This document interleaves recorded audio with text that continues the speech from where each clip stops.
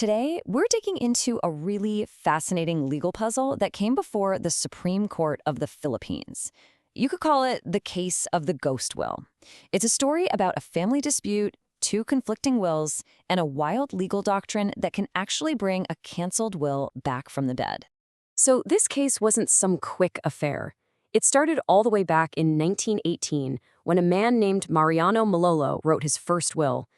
But, things got complicated. 21 years later, in 1939, he wrote a brand new one. And this new one specifically stated that the first one was canceled. When he passed away just a couple of years later, it kicked off a legal battle that took a full decade for the courts to finally sort out. We're going to tackle this just like a classic case digest. First, we'll lay out the facts, who, what, and when. Then we'll pinpoint the central issue, the big question the court had to answer. We'll look at the ruling, and then, most importantly, we'll dive into the reasoning behind it. We'll also explore a really cool legal doctrine that played a huge part. And finally, we'll look at the official judgment. All right, so let's set the stage.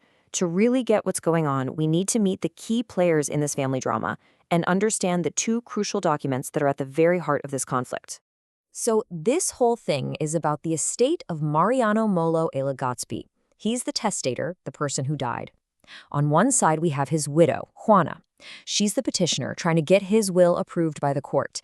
And on the other side, we have the oppositors, his nieces and nephew, the kids of his late brother. And here's where it gets really interesting. Mariano Molo didn't leave one will, he left two. The first one, from 1918, named his wife Juana as his sole heir. Pretty straightforward.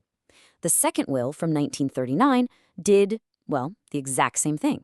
But, and this is the kicker, it included a special clause that specifically and explicitly canceled the 1918 will. That one little detail is what this entire case is about. So after Mariano passed away, his widow, Juana, took that newer 1939 will to court for probate. The process to make it legally official. But the nieces and nephew immediately challenged it. They argued it wasn't signed and witnessed correctly, and guess what? The court agreed with them and threw out the 1939 will. So Juana then pulled out the older 1918 will and tried to probate that one instead. But of course, the family fought that one too, and that set the stage for this huge legal showdown.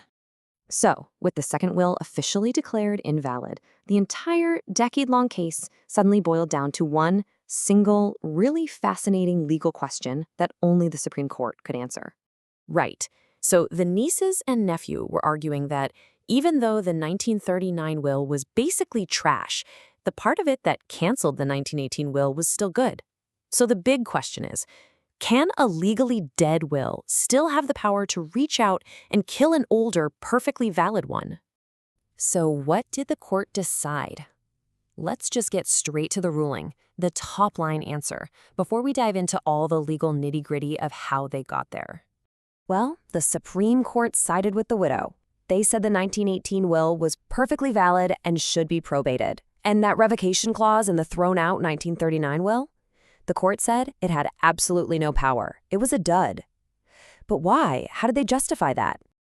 Okay, let's unlock the court's logic here. We're going to look at their step-by-step reasoning, or what lawyers call the ratio decidendi. It's basically the legal foundation, the why behind their final decision. Now, the court didn't just invent this out of thin air. They relied heavily on precedent, especially a case called Sampson versus Naval that had almost the exact same set of facts. That case already established a clear rule. If a second will gets thrown out because it wasn't made correctly, then its revocation clause is also void and has no effect. And here it is, the absolute heart of the court's logic. The law is super clear. To cancel a will, you need another legally valid document, like a new will that follows all the proper rules. Since the 1939 document failed to meet those standards, it wasn't legally a will at all. It was just a piece of paper. And a legal nothing can't do the legal something of revoking a valid testament.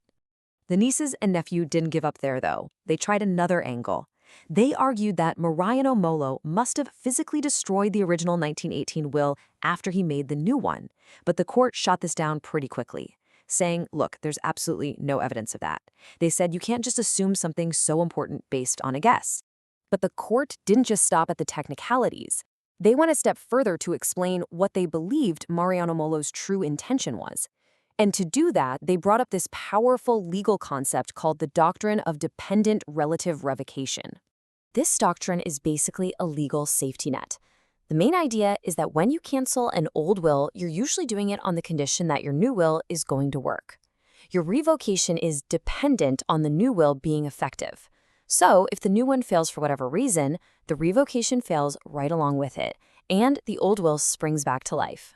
So, the court looked at the situation and said, look, Mariano Molo clearly never intended to die without a will.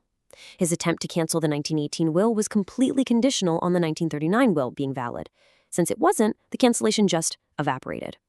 This whole doctrine exists to prevent someone from accidentally dying intestate without any will at all, because the law presumes that you'd rather have your old will than no will whatsoever. And that brings us to the finish line, the final official outcome of this decade-long legal fight, the disposition of the case. The Supreme Court's verdict was crystal clear.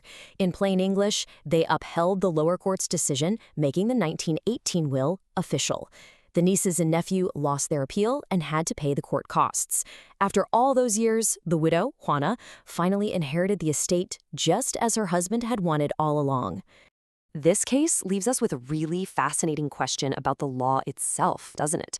How far should courts go to honor what they think a person intended, especially when the actual legal documents they left behind are flawed?